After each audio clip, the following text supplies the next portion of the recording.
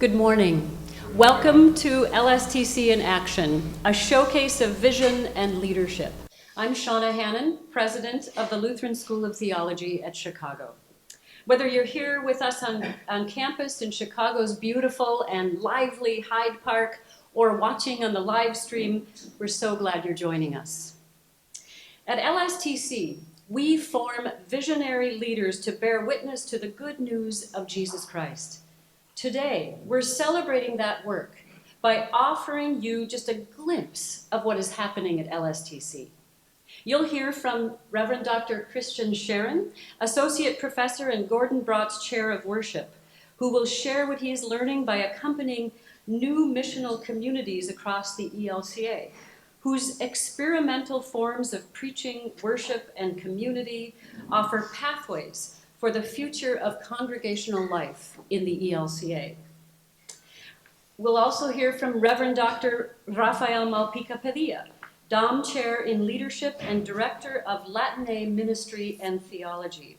Rafael joins us via a pre-recorded conversation where we discuss a new program at LSTC that equips Latine lay leaders with Lutheran grounding, practical skills, and leadership tools. Dr. Carrie Aldrich, Assistant Professor of New Testament, will tell us about LSTC's commitment to LGBTQIA people by highlighting the queer intersectionality and the Public Church Symposium and how it fosters dialogue and new visions for the church. Keisha Dyson, Vice President for Enterprise Innovation here at LSTC, will highlight Project Starling, our new model for accessible, high-quality theological learning for all. Those of you who are here in person will have a chance to submit questions for our Q&A at the end of our time together. Peter Iverson, you can see him there. Peter Iverson, one of our colleagues who works in advancement, will collect those questions and then choose a few to ask on your behalf.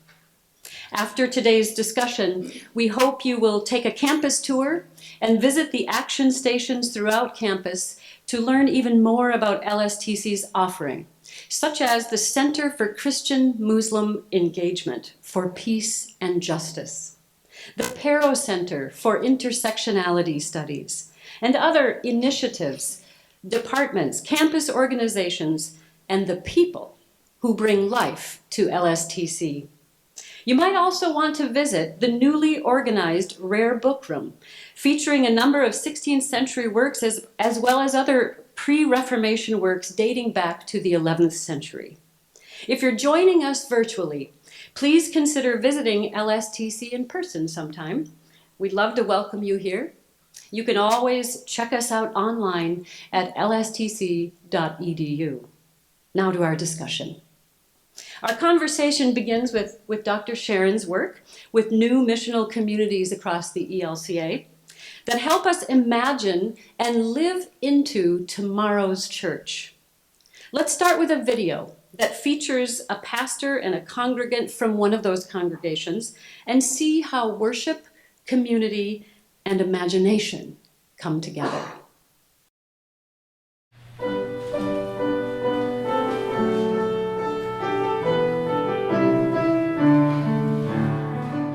I'm Erin Coleman Branshaw. I'm a graduate of LSTC in 2018 of the MDiv program, and I'm the pastor at St. Luke's Lutheran Church of Logan Square. We were invited by the director of the chapel to be present for LGBTQ History Month, for the kickoff of that month, because a member of our community, Casey, has been invited to be the artist in residence for the month.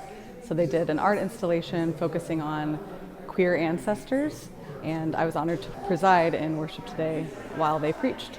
My name is Casey Vanderstel. I am artist in residence in the LSTC chapel for the month of October, and I'm here today preaching in chapel. I'm just a person who was so shaped by faith. And so after a few years away, I really felt a pull to try to come back and try to make it my own. And that's when I started looking for queer affirming churches near me. I literally pulled up Google, searched queer churches near me. The very first one and the very closest one to my house was St. Luke's Lutheran Church of Logan Square. I thought, oh, go try it, see what it's like. I had never had experience with Lutheranism before that. And the first week I showed up and I just was like, oh, I love these weirdos. St. Luke's is a small, quirky community on Chicago's northwest side. Young adults and older adults, of children, queer people, artists, people who are working to make our community stronger, more thriving place. I'm really proud of Casey. They're extremely creative and we're super lucky to have them as part of our community. So I'm proud that they're the one who, through whom I'm invited to be back at LSTC. The experiences that I had in seminary, I think, helped me be open to innovation in a way that, has helped me, be able to welcome opportunities like Casey when God, puts them in my path.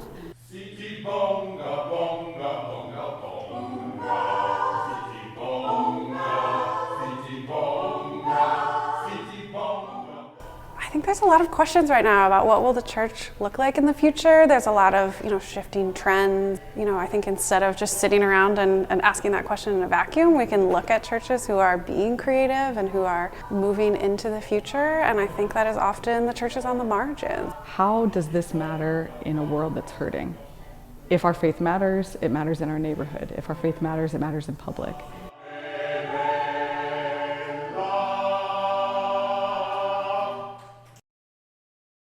Okay, well, Christian, we get a glimpse of how creativity, worship, and community life shape formation at LSTC. But there's a deeper story about the changes that are occurring at one of these congregations, St. Luke's Lutheran Church in Logan Square here in Chicago. Help us understand this faith community. Well, this project has 24 either synodically authorized worshiping communities or congregations as a part of the cohort. Only 2 are historic congregations like St. Luke's, who are going through really a radical transformation of their mission and ministry. And the rest are very experimental communities, some with no building at all. And so one of the threads of connection between St. Luke's, which is a historic congregation in Logan Square in Chicago, and these other new communities is that St. Luke's also now has no building. They sold their historic building maybe 15 years ago when Eric Christensen was the pastor and moved into a storefront. And then during the years he was there, outgrew that storefront and moved into a Methodist church, sharing space with them. And they've done something that I think many of the participants in this project have done, which is to say, what would we have to do to be the kind of church that people think there's no church for them could come to? People who've experienced spiritual violence in relationship to church, people who've had experiences of boredom and just loss of interest in the vitality and connection of Christianity to their daily lives. And St. Luke's has really centered LGBTQ welcome and embodied that in the ways that they organized themselves as a congregation. Calling Pastor Eric Christensen was a part of that. And so the video features Casey Vanderstill, who is a queer member of the congregation and their artist in residence, and who for October, during LGBTQ History Month, did an installation here in this space, calling to mind both queer ancestors that we know, but especially those that we don't, and centering this installation in their own story of growing up in a small town in Michigan where their pastor led an effort to out a gay teacher in the school, which ended up really terribly for him and for his life. So those kinds of stories of people who've had a really close relationship to their faith, but not found a community where they could express and live that, are finding that in some of these communities like St. Luke's. Wow, thank you. How did you have the idea for this project, Christian? Well, since I started in seminary, which was just a few years after the beginning of the ELCA, we've lost literally millions of members, thousands of congregations, and I was like, okay, fine, God, things aren't going very well. And it's not going very well for some of our sibling denominations either. So I was like, but the Spirit is at work.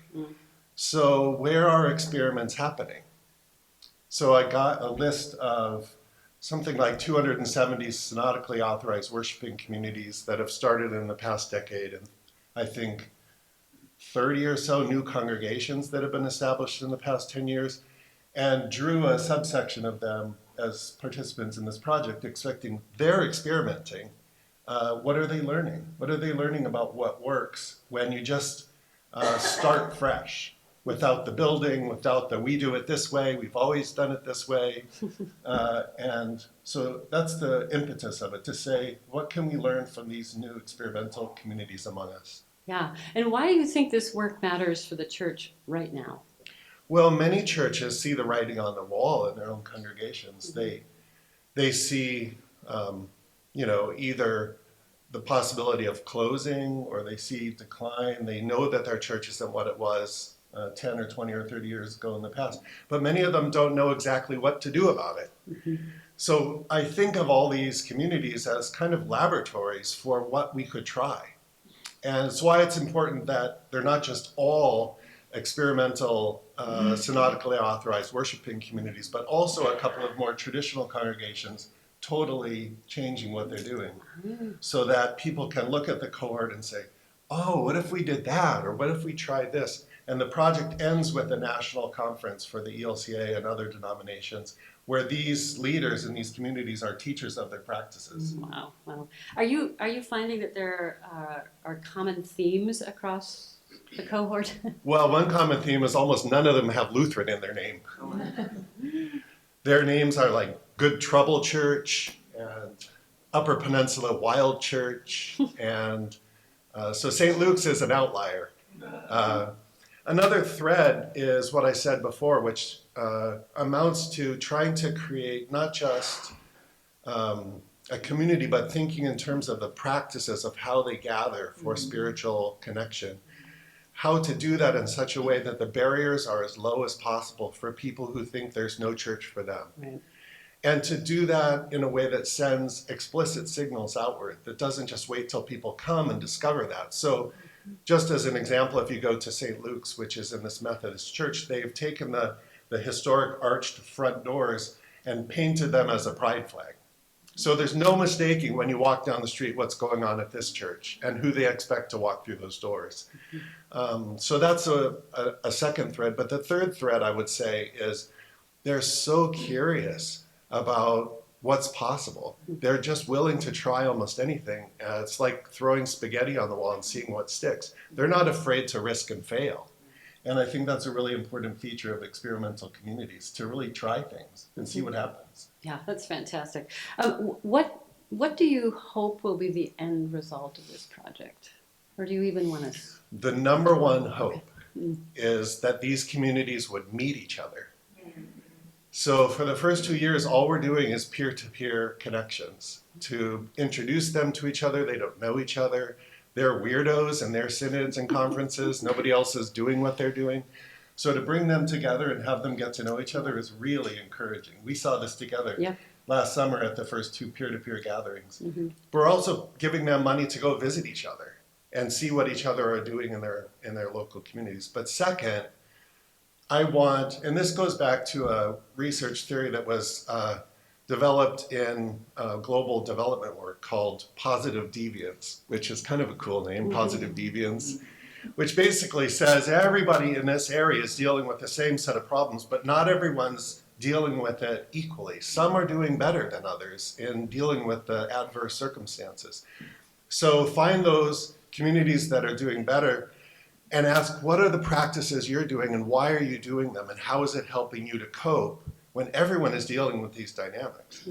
And so I want, following that theory, to make these leaders the teachers of the practices that they're doing. So I want them to become not people who are on the sort of outliers in the ELCA, on the margins of the ELCA, but people the ELCA sees as teachers for our future together. Wow. And that's what this final conference will do. That's amazing. Amazing. Good. Let's open it up. Carrie or Keisha? So Christian, talk to us about some of the practices that you're learning from these experimental communities and how they might inform the way that we would design courses in person and online. One of the, I think, reasons that Shauna and I partnered on this project is because the initiative is funded by the Lilly Endowment around compelling preaching. What kind of preaching is compelling to people these days? And my experience with these communities is that they very much decenter the one authorized preacher and do more collaborative preaching styles of all sorts. And here you have Exhibit 1 for scholars working on collaborative preaching. So I think in terms of resources, they want to know, how do we equip a wider group of leaders to not only be preachers in their community, but to play different leadership roles so they have what some people call a leader-full model. Rather than one ordained and full-time salaried leader, they have a whole group of people who play a leadership team model. And there aren't really good training resources for that kind of community leadership. And I think they say they want it. I think a question I have, particularly with LSTC, nurturing and growing so many queer leaders within the seminary. And there's a lot of anxiety they bring as well about finding a call as being LGBTQ across the country. And so as you're seeing these models of communities that are of radical welcome, of centering queerness, what do you think we can also learn and bring to our students as they're thinking about their calls to ministry? I think the most important thing is to be real. Like many places in the ELCA are difficult to impossible for an out queer person to thrive. Maybe to get a call, but to thrive is a whole different issue. And so many of these leaders in the cohort I'm working with are entrepreneurial, and they need skills for doing organizational leadership, for doing fundraising, for doing all kinds of skills which aren't on the traditional seminary curriculum. And so I think we can help them by expanding the kinds of offerings we do to really equip them for maybe not traditional church leadership, but building spiritual community in creative and supportive ways. Shauna Schaefer, who's leader of Queer Enough in Portland, is a great example of this. Shauna is trans and has created basically a Oregon Synod supported but independent community that supports queer people in Portland, whoever they are. They'll do like low sensory, masked knitting circles. And by sitting there knitting together, then they often start talking about their lives, what they need, they build mutual aid support. And Shawnee was able to do that partly because of that kind of scrappy entrepreneurial skill set. And I think if we're offering that, then those students are going to be better able to create thriving communities that they actually want to be a part of and lead. So we'll stick with the themes of formation and belonging that are incredibly important here at LSTC, and turn to how LSTC creates space for honest theological dialogue and pastoral practice. Let's watch this.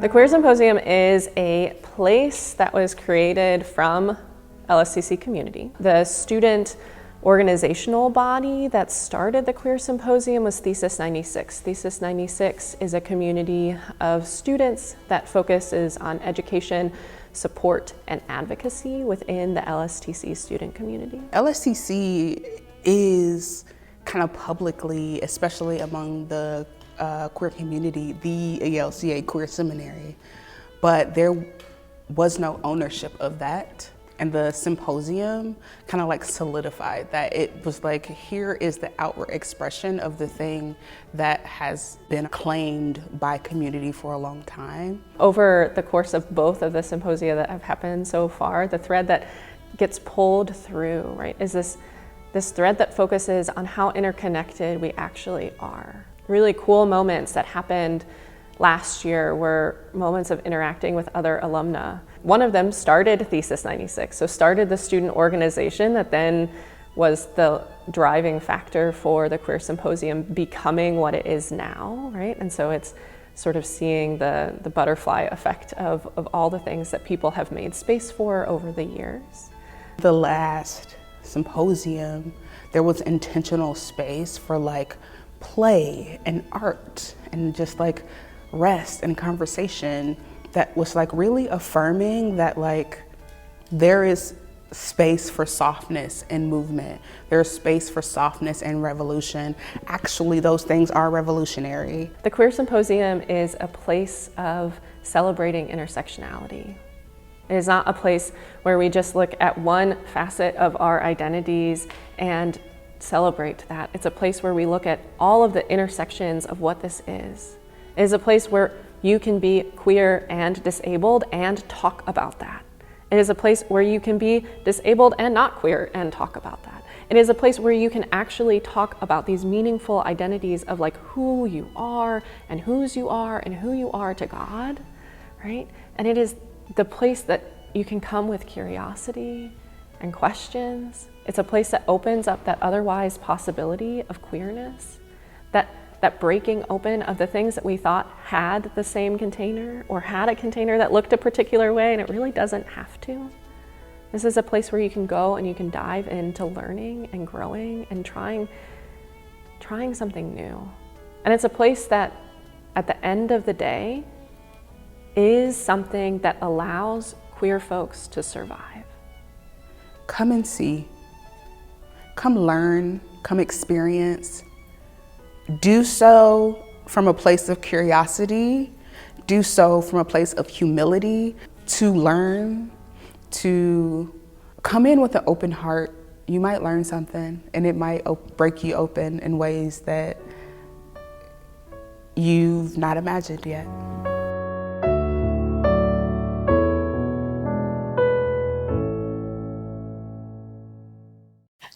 So Carrie, tell us a little bit about our annual Queer Intersectionality and the Public Church Symposium. That is a mouthful. That is a lot to say. Yes. Help us understand that. Yes, it is hard to try to encapsulate what this event is, and that reflects the title. What may seem like a very academic title was very much born out of the community here, out of the inspiration of our students. The Queer Symposium at its core is that at its heart, it's about community. Mm-hmm.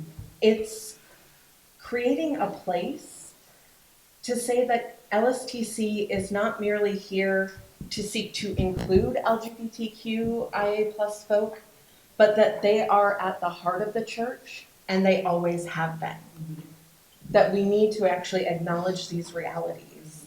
And that we also have to celebrate all that queerness brings to our community. Mm. And I'll say here, because some of you might be sitting there and saying, ooh, that word, the Q word, queer, I don't know how I'm feeling about it. And we've come to embrace it here at LSTC as both an idea of an umbrella term for LGBTQIA+ folk, but then also in its almost verbal sense of that it's an action. It's a disrupting boundaries. It's challenging norms that are set to privilege few and oppress many. And how do we change that? And so that's why we are really embracing this term queer.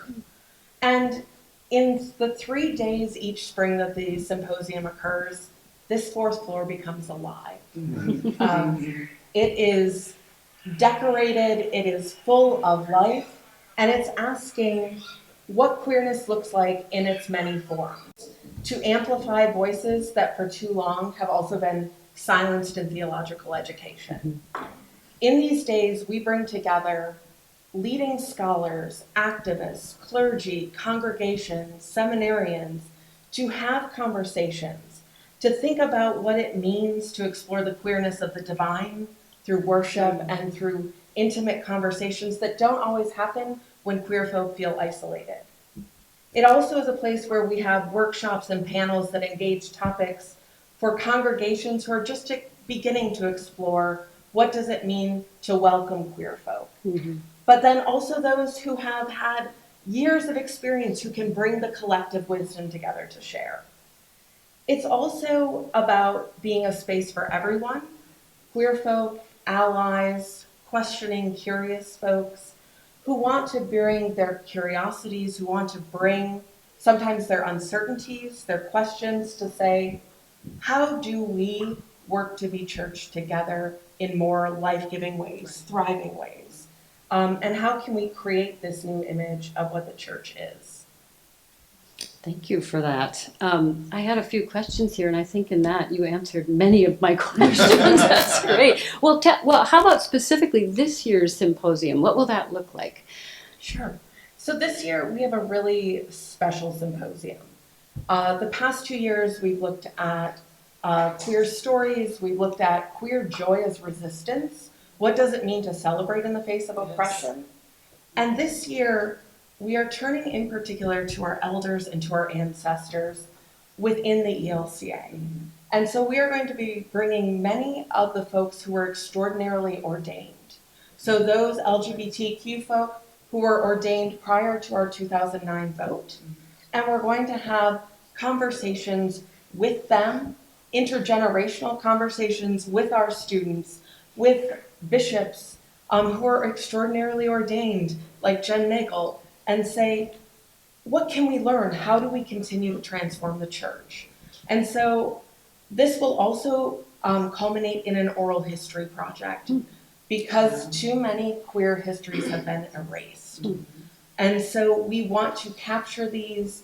We are working with students, and there's several faculty working on this as well, with other organizations to say, how do we at LSTC hold space for this history, celebrate it, and then make it useful? So in your congregations, in your synod assemblies, in your teaching, in confirmation, you can hear from these elders and engage it to think, how do we create the church today?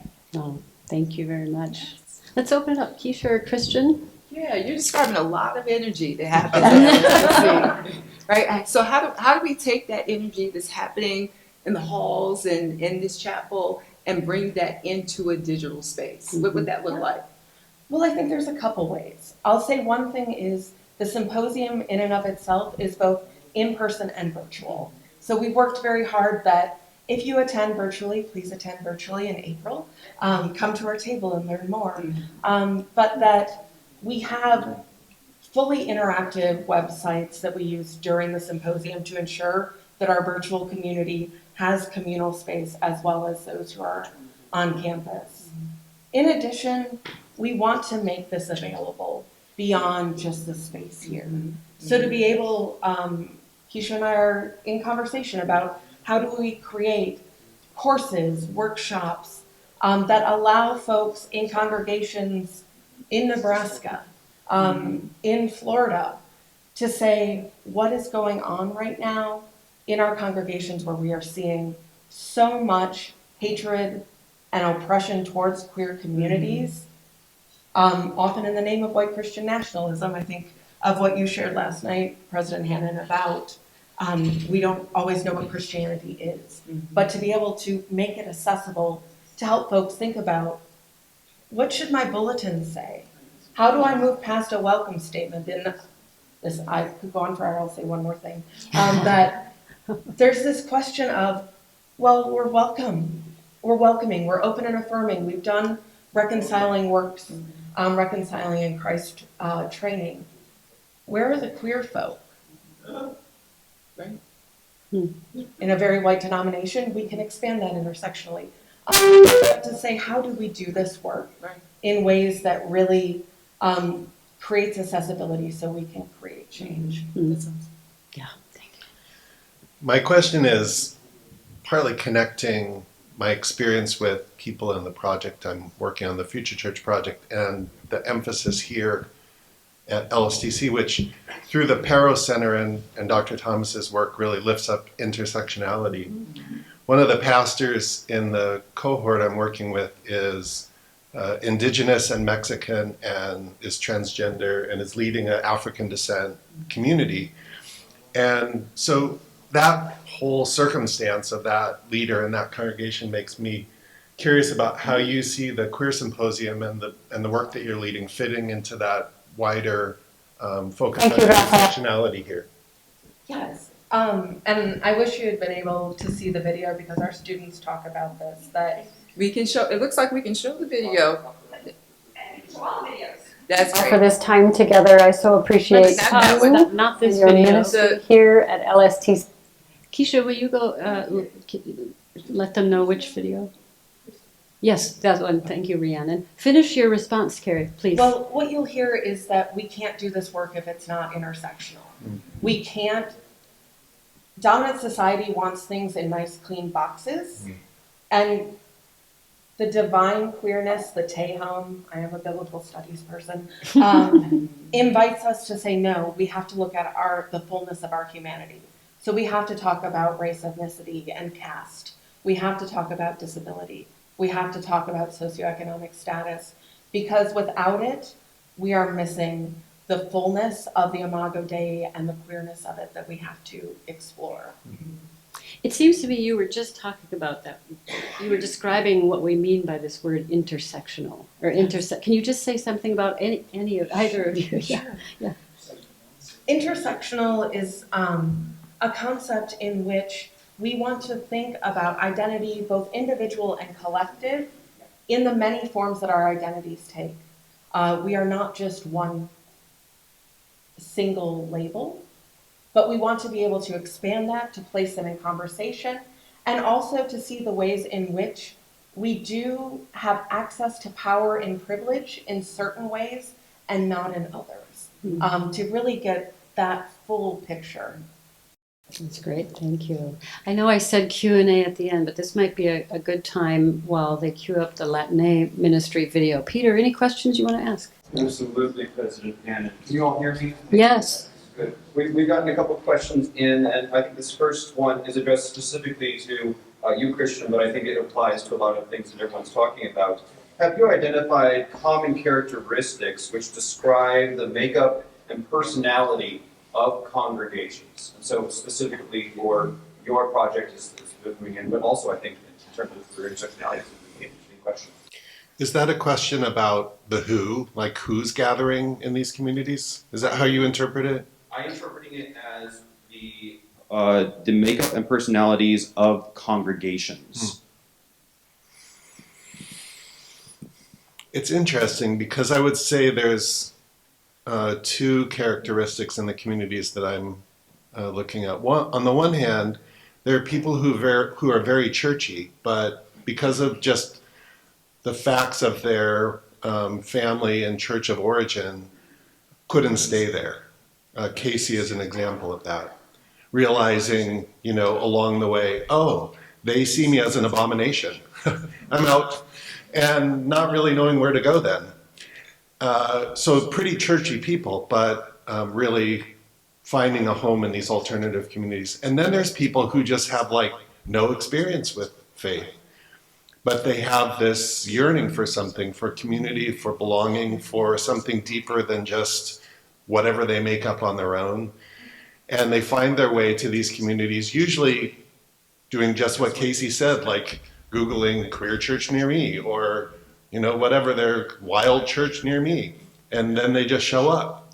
So those two combine in these communities. And interesting fact of their sort of way of being church is they structure their practices to center being ready when someone comes. There's no hey, we're this insider group who, oh, you're new. Or the alternative of that is what I call vampire evangelism, hi, we need you on a committee. No, they figure out a way to be extremely welcoming, but in a low-key way that says no, there's space for you. We're gonna actually change because you're here. So that's an interesting, I think, dynamic that crosses those two kinds of people who are showing up. Carrie, did you want to respond to that? Sure. One thing that came to mind as Christian was sharing is that also we're in a very precarious time for so many communities, that folks are also turning to the church as a place of potential community and safety. The amount of queer folks that I've talked to who have said, maybe I need to be a part of a congregation because if they take away my passport, maybe that community will care. Same with folks with varying immigration status. If I get disappeared, there's a community that knows. And so I think there is a yearning for finding what this welcome looks like, and that it's a very concrete welcome right now that is a sense of life and death. Wow. Thank you. Thank you to the person who asked that question. Let's switch gears now to the conversation I had with Rafael Malpica Padilla about the Latin ministries here. Thank you, Rafael, for this time together. I so appreciate you and your ministry here at LSTC and beyond. What is the Latine Ministry Initiative here at LSTC? Well, we are looking at several ways in which the Lutheran School of Theology at Chicago can provide resources so that members of the Latine community in the Chicagoland area, but also across the ELCA, could deepen and extend the skills and competencies to engage a very complex and challenging ministry setting today among the Latino community in the United States. Why now? Well, because the time is calling us to do that. If we look at what is happening right now in our city of Chicago and how the migrant community in general, but particularly the Latino community, is experiencing disruption. I think that we need to form leaders that have the skills and competencies to accompany people through very important and deep transitions in their lives. We are experiencing that the Latino church in many places is going underground. So how do you prepare to accompany and to minister to a church that, because of necessity, goes underground? Those are skills and competencies that are not present in our community, and this is a unique opportunity for LSTC and for institutions of theological education to offer those opportunities to members of the immigrant community in the United States. What are those core components of what LSTC is doing?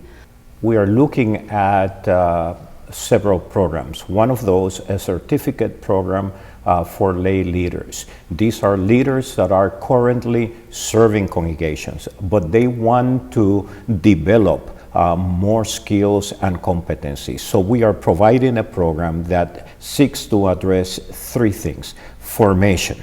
How can we provide some tools that will deepen and extend not only the knowledge base, but other competencies. Most of these prospective participants in the program are immigrant, which we can describe as first generation for that purpose. So what are the leveling skills that they will need in terms of language and other competencies so that they can be prepared to explore the full offering of what LSTC offers people that wants to consider a vocation within the church. So here at LSTC, we say Latine. Here at LSTC, we're using Latine as the way to describe the programs and the offerings of our school to that particular community. Rafael, who is this initiative for? Who are we? The Latine community is not monolithic. We are a community of communities. So we have people from original nations in Latin America and the Caribbean. We have the African roots, the Afro-Latino community. We have members of the LGBTQIA+ communities. We are a collection of communities. And the program needs to respond to that. 2 years from now, what will success look like if we're able to do what we want to do here at LSTC regarding Latine ministries?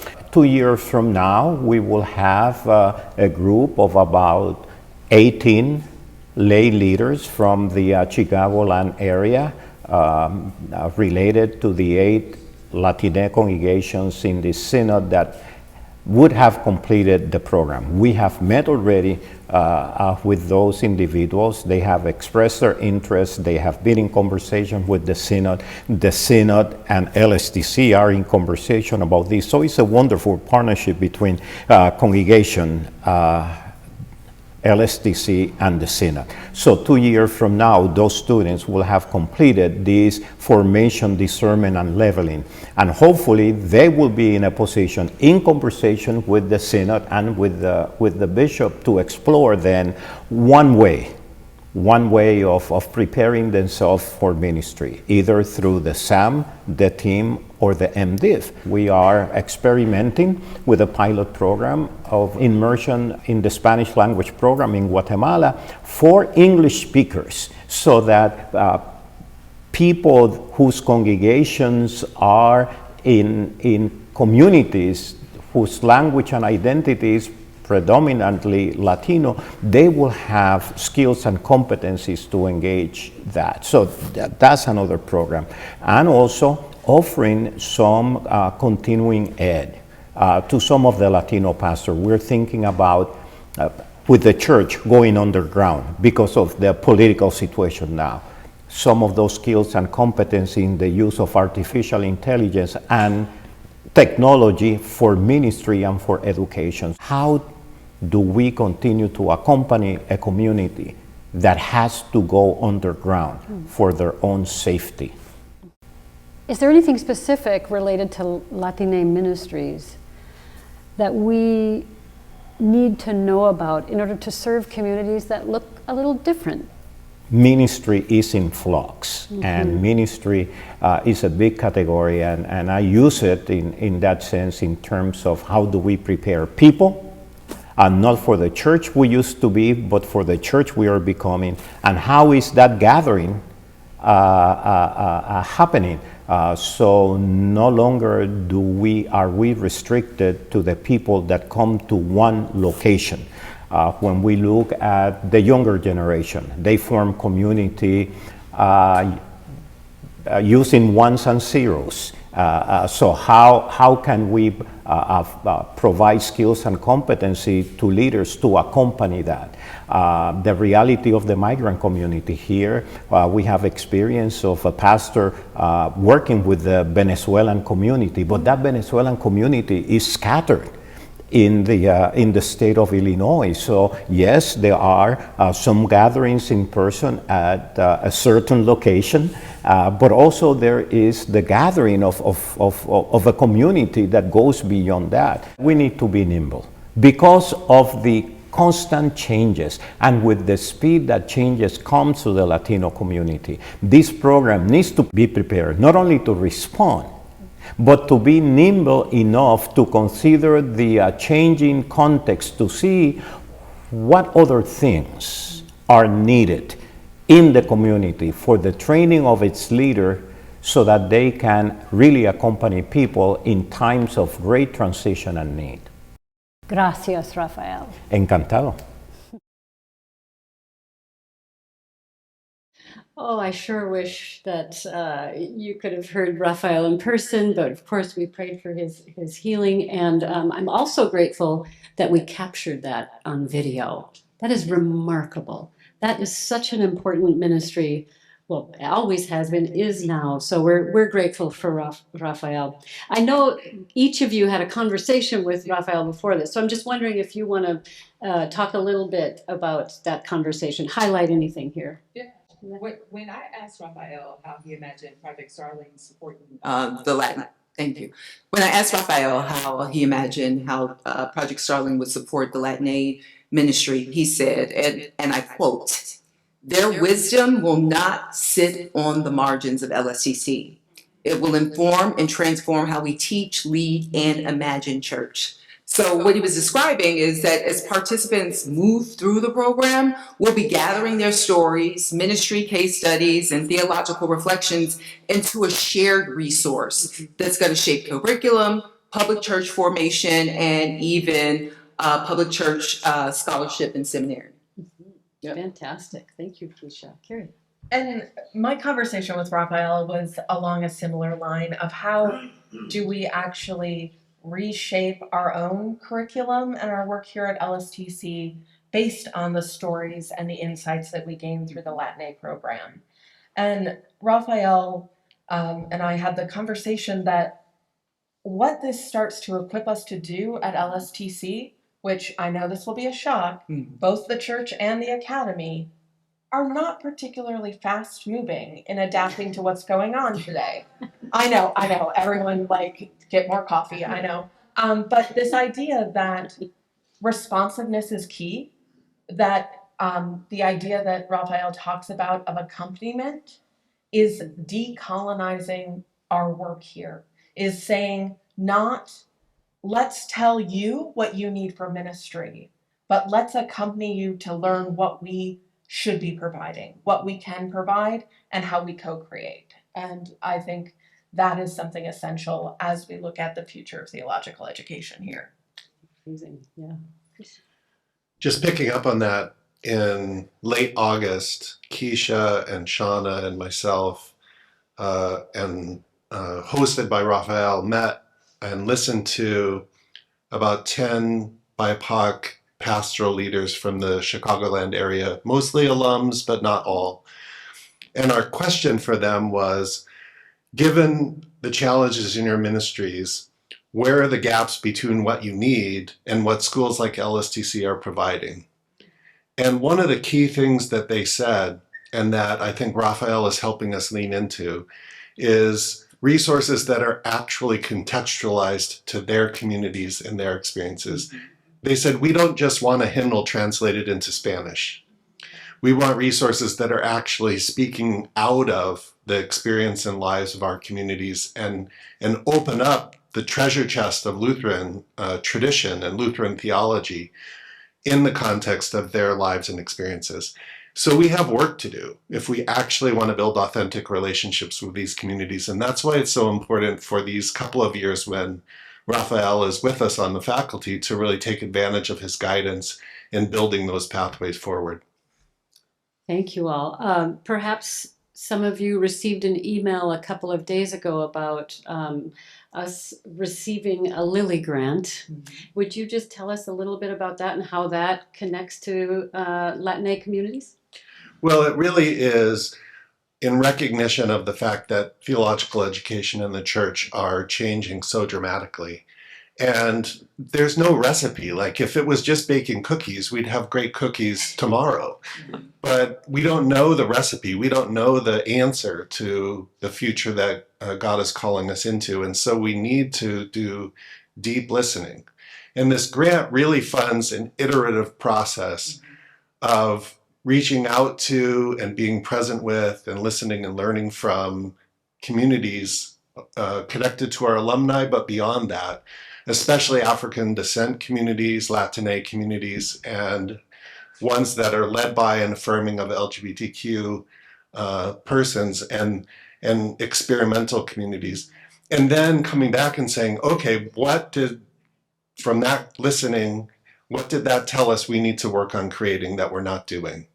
And then try it out and see what they say. Is this the kind of thing that you need? Is this the kind of thing that's going to help strengthen and grow your ministry? So the couple of years of this grant funding is really going to, I think, fund an experimental thread of our work that builds relationships and learns what kind of work we need to do and helps us to do it. Thank you. So people have had the foresight, like Christian, to think ahead to what we need, apply for grants so that we can not only make this a hope or a goal, but we have a process for getting to that goal. That's the work that we're doing. I want to move to our last segment. And this is a segment about Project Starling, from courageous conversation to innovative formation. LSTC is widening, I guess I would say that widening access to theological learning. This next story features Michelle Wandersee, the first team learner. Team is Theological Education for Emerging Ministries, the first team learner to join our Project Starling platform. The video offers an example of how flexible, high-quality coursework can meet real ministry on the ground. Let's watch the video.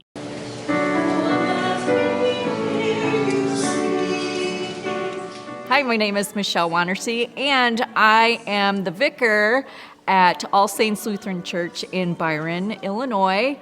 I've been here a year, now have started the team program with Project Starling.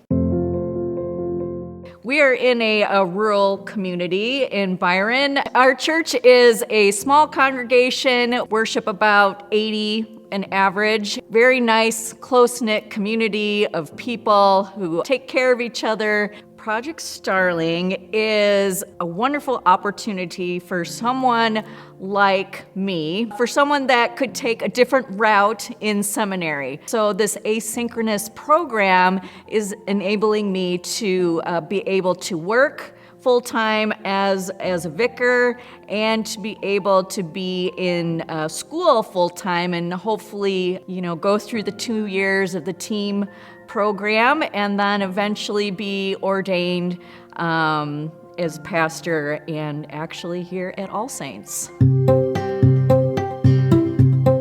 I've been in ministry for 17 years now.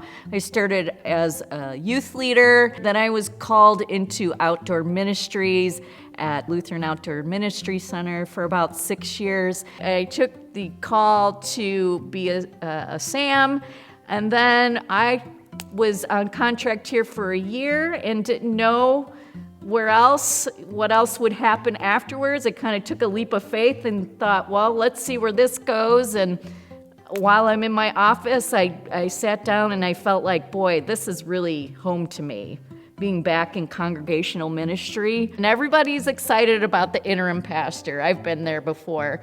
But then after a while, I kept hearing things from people saying, boy, you're really good at this. Boy, we really like your preaching. And, you kind of take it in and go, well, that's nice. But then there's God keep pushing me again to say, you know what, it's time for you to apply for candidacy.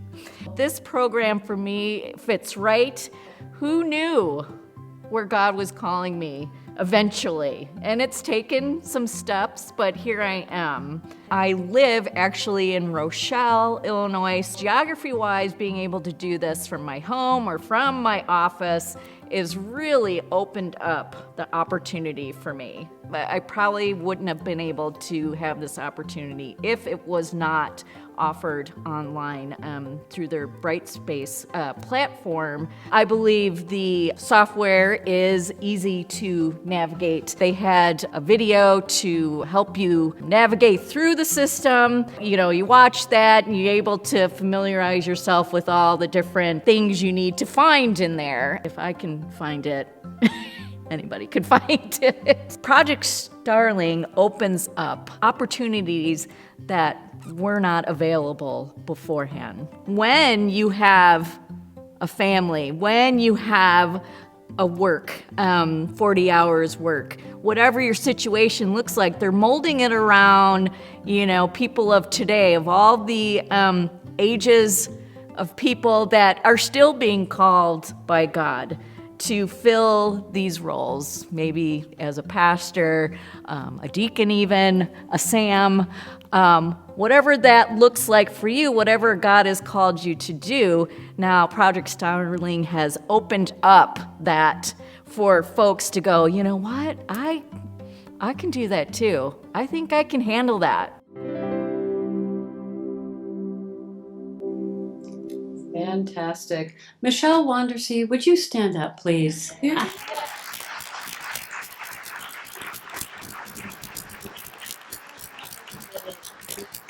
Fantastic. Thank you. It was fun to watch you watch the video. That's great. Well, joining us, as I noted earlier, Keisha Dyson. While Project Starling is a team effort, Keisha's dedication to this is what has really gotten it off the ground. So thank you, Keisha. In your own words, Keisha, what is Project Starling and why did LSTC decide to create it? Well, I just have to start by saying I have goosebumps. Michelle, so good to see you. Michelle brings Project Starling to life. So, Project Starling is LSTC's online platform that was designed to bring accessible, high quality theological education to people wherever they are. And boy, do you just tell the story for us. We offer certificates, short modules, courses, and in the future, very near future, there will be workshops on Starling. They're designed for people who want to grow in faith or in leadership, or people who just want to learn for the sake of learning. Now, why did we launch it? Why did we do this? LSTC wanted to extend its mission of public church. And this was a way of doing that. We recognize that there are many, many gifted and talented individuals who feel a deeper calling, but they just didn't have access to it, either by way of geography or by way of finances. And so Starling removes those barriers and it opens up the doors to anybody who wants to access theological education. Yeah, so who here could sign up for a Right now, okay. right now. Yes. Morgan? Yes. Okay, good. Anyone, right? Yes. Let me ask you this. Sometimes when people think of online theological education, they think that it compromises rigor. Is that happening here? That is not Make this happening. a yes/no question. How is that not happening here? So even though it's online and self-paced, Starling courses are faculty guided, outcome based, and grounded in the same theological standards that define LSTC's degree programs. So it's absolutely not compromised in the courses that we're designing. We're bringing the experts that are here in the seminary at home to you, wherever you are. Fantastic. Yeah. What are some of the courses that are currently available on Project Starling? All right, I've got a list here. Oh, and then and other things that are in the pipeline to Oh yeah, I've got that list too. If you happen to be a faculty member in the room and I'm calling out your course, please raise your hand. So we've got Church History taught by Peter V. Public Church 1 taught by Dr. Marvin Wickware. Oh, there you go. Spiritual Formation taught by Dr. Craig Mueller. Pastoral Care taught by Dr. Brooke Peterson. Lutheran Confessions taught by Dr. Candace Coley. Sacramental Landscape taught by Dr. Chris Sharon. Coming soon, we have ELCA Structure and Polity, a stewardship course, a boundaries workshop, Christian education workshop, church administration workshop, and fundraising, and 2 new courses taught by Dr. Carrie Aldrich and Dr. Hannan.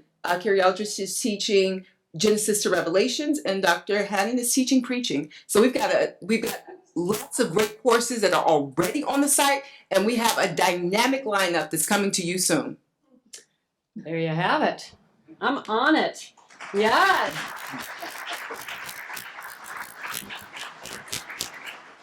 Indeed, deserving of applause. Thank you, Keisha. Let's open it up to our other colleagues here on the panel. What do you want to ask, Keisha? Keisha, I, as someone in the throes of Project Starling course right now, I think one of the things that inspires me, and I'd love to hear from you, is this is a part of our commitment to make theological education more accessible to everyone. And I'm wondering how you also see this helping LSTC to be able to really respond to contemporary issues. When we see how Christianity is portrayed in the media, how can this also help us equip people to be responsive? I love that question so much because, yes, Project Starling is driven by our commitment to making theological education accessible, but that's just about the format.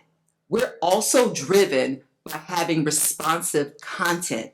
So if we're going to serve the church of today and tomorrow, Our learning ecosystem has to speak directly to the contemporary issues and the lived realities of our communities.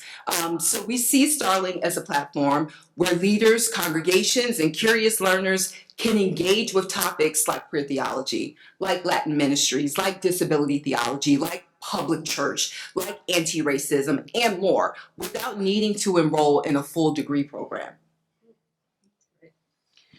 Keisha, I want to know what's in a name.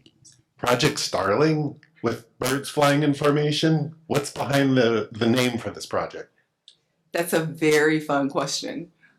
So actually, Project Starling was something that our former president, Jim Neiman, who also is in the audience, gave a name to, and he actually does a really beautiful, Jim does a beautiful job of describing the way that Project Starling, the formation of the starling birds and how they work together in what's the word? Synchronicity? That word, yep. And at the time, that's what we were trying to get the seminary to do. But now I think that metaphor extends to the broader church. Now that's what we're trying to get the church to do, move like starlings. That's fantastic, yeah. I think I saw Peter give a signal about, was there anything else that you wanted to highlight, Keisha, about Project Starling? It's fantastic. The web address is starling.lstc.edu. Please, even if you aren't going to buy a course, go and look and see what we've done. Yeah, yeah. See if there's someone that see if there's something that's there that someone you know might be interested in, and then please take one step further and share it with them. That's great. Thank you. Thank you. A round of applause for our panelists. Thank you. Let's open it up for some questions. Peter, what do you have for us? Thank you, President Hannan. This is a really intelligent room full of smart people asking a lot of, I think, some challenging questions. Okay. So I think I'm going to ask 3 questions here and Okay. let you kind of think about them, and you'll understand why in a second here. The first is for Project Starling. So again, I'm going to ask a series of questions. So if someone gave $1 million for Project Starling, how would you invest it? Wow. Right on. Well, let's not answer it until a person gives it to us. No. For Christian, in my experience, new innovative communities often attract folks who already attend traditional communities, congregations. Are there communities that primarily consist of new people, those not already connected to a faith community? And this question was written before the video was shown, so there's a lot of meat there. And then the last question is for President Hannan. Tomorrow the Chicago Bears play the Minnesota Vikings. Who are you rooting for? Well, I'm going to answer that one first because it's quick. Somebody pointed out yesterday during the dinner, what's up with the Green Bay Packer colors? And I said, what do you mean, what's up with it? And it was green and yellow. And they said, you know, you're new here, but you don't do that in Bears country. And I had no idea, and I did not come out and say, but I will now, that I'll be cheering for the Vikings. I'm sorry. Okay. More importantly, I know. Let's go to that Project Starling question. If somebody gave $1 million, how for Project Starling, how would we invest that? Well, let's say this. Somebody did just give $1 million. Oh! That's Lily. Yeah. And how are we investing those dollars? We're investing them by going out into the communities, learning what's happening, taking that work, and coming back with our faculty and designing curriculum that responds to the needs of the church. Mm-hmm. So that's our immediate answer, having received $1 million. Do I get another $1 million? Yes. $2 million. Yeah. If we got a second $1 million, then I think that we would be working in that iterative process. There is more work to be done. We're dedicated right now in 3 communities that we're leading into. But that's just the beginning of this work. We have to continue to seed ourselves in communities. We're flipping the model where at the academy we told people what they need to know. Now we're going into the communities and saying, what is it that you want? What are you creating? What is that becoming? And then how do we design curriculum to respond to that, to train people who will be doing that same work? Yeah, that's fantastic. If I might also add an idea, a thought about something that Christian said that connects to that. You know, instead of, you said, like in the Latinate community, don't give us your hymnal in English, just translate it. So how might we use that second $1 million to find the resources, find the people who will be the teachers out of their communities, rather than saying, here's what you teach, let's translate it. That's the second $1 million. Moral of the story is we know what to do. Yeah, that's great. Yes. In answer to the question addressed to me about new experimental communities attracting churchy people, they do. That's true. By the way, if I had $1 million, I would split it up among all these communities. You know, the average amount that they get from ELCA funding support is $20,000. You can't do very much with $20,000, so they're all resource strapped. Queer Enough in Portland has been mobilizing to try and support their community with no SNAP funding, with no funding for food. So they were going to do a webinar for the community, and they said we can't do it till after Christmas because right now we're just tending to basic needs in our community. So they're underfunded, and I just want that to be on the table.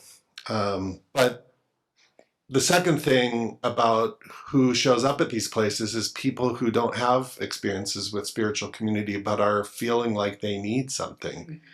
To what Carrie was saying earlier, often they need something really concrete. Like they need a safe place where they can just exhale. They need material support. These communities often organize internal mutual aid societies in which they resource one another and help one another.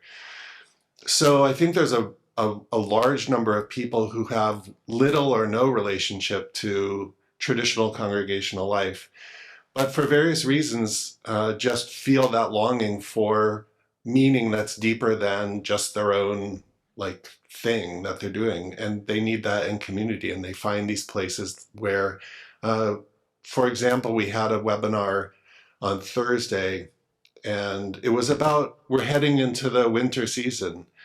Solstice, Advent, Christmas, what kind of creativity around ritual could you offer? And 2 leaders led the webinar, and one of them, Mary, is in Cincinnati, and her community is primarily older adults, mostly who have no connection to church, but are drawn to this farm where they have a spiritual gathering called Beloved Community, because it's a place where their questions and their spiritual desires center the directions in which they go in building program. So they don't say, we have this program, come to it. They say, we have this space for you to come and gather and ask your questions, and out of your questions we'll together build meaningful community. So I think there is an opportunity to bridge those 2 constituencies, churchy people drawn to experimental communities, and people who have no idea what to do in a spiritual community but think they want it. Thank you, Christian.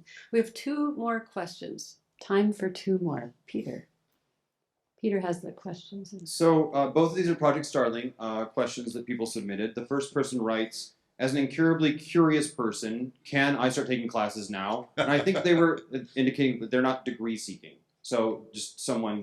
Right now. Absolutely. Pull out your phone. You can enroll right now. And the second question is related. I think they asked, what composes a course? How many modules in a course? What's the time commitment? That's a really good question. So a course or resource is 12 modules. a module is an investment of about 6.5 hours of your time. So that's the time commitment if you were to invest. I mean, Michelle, I was going to ask you to say, Peter, do you have the mic? I just want to ask about in a lived experience, how Michelle manages her day. Well, that's a good question. So in the beginning, it was a bit difficult because of the work that I do at All Saints. So that's a full-time commitment. So balancing it out, work and home, a couple hours a night. My church also has been very gracious in saying that, you know what, Mondays, if you need Mondays to stay home and do your work, we'll give that to you. Yeah. So not only my day off, which is Friday, but also Monday that I can stay at home and get the work done that I need to get done. So, and Michelle, you might not know this, but I have access to the back end of the system, so I can see when you're online learning. She's there often. Yeah. And, depending on reading and whatnot, so I'm old school. I print things out to read. So that's a lot of the time is reading. So you might not see me there then, but yeah. The time thing is interesting because this allows us to expand to a global community. That's exactly. Because the asynchronous format means you don't have to be on class like at the same time with a professor or even your classmates. If somebody in Africa or Asia can take a class and be online during the day, which wouldn't be the day here. So that's the beauty of that. And people who have schedules that are not regular, so to speak, this gives them the chance. When is their best time to do this work? You get to decide. I see some activity. One more question, and give us a good one, Peter. All right. This is a challenging one. Can LSTC survive? For those people who are in the communities who think the answer is no, how do you communicate the success that we've had to those people who think that? I'll answer that. Thanks for the yes, no. Easy. Yes. Yeah. I wouldn't have said yes to this invitation, to this call to be president if I didn't think so. I think the board has been working hard in a dedicated way to say we need to exist for now and for the next generation. What we're doing is setting in place what theological education might look like, what might be needed for the future, but honoring the now. And I think what you have heard here is precisely that. We're not waiting for somebody to tell us what is church going to be like in the future. We're being proactive to go out and find out. And by accessing more people or giving more people access, this is kind of two-way street here, and listening to people, we're trying to figure out where are people now and where do we want to go. Of course it means applying for grants. Of course it means for asking for people to be generous.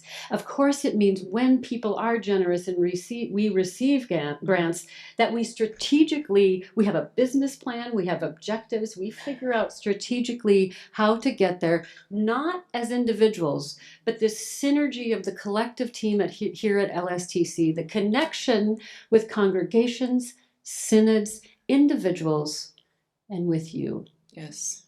So the answer is yes. I want to thank you all for joining us. Please join me in thanking our panel.